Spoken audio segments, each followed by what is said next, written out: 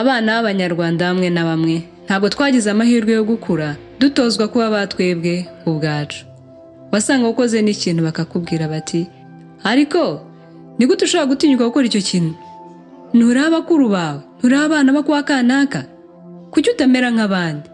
Ako kanya ugahita witakariza icyizere, amaso yawe ukayakura kuri wowe ukayashyira ku bandi, ugatangira kuvuga nkabo, ukambara nkabo, ukabutakaje amahirwe yo gushyira mu bikorwa ibyifuzo no gushaka kwawe.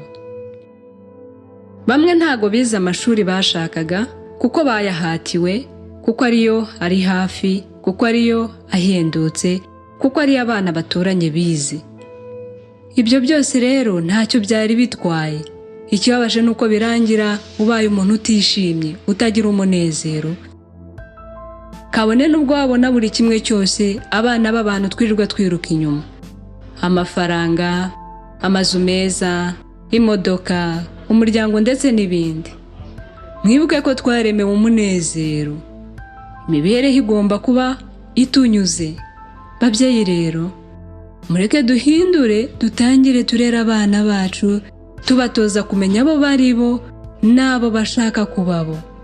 Mureke yiga amashuri ashaka bijyanye n'uwo yifuze kuba ejo hazaza. Mureke akora umwuga yumva afitiye ubushobozi, kuko ubwo buzima bwe ni uzabubaho. Bana namwe mwegera ababyeyi banyu, muganire, mumafashe kubasobanukirwa.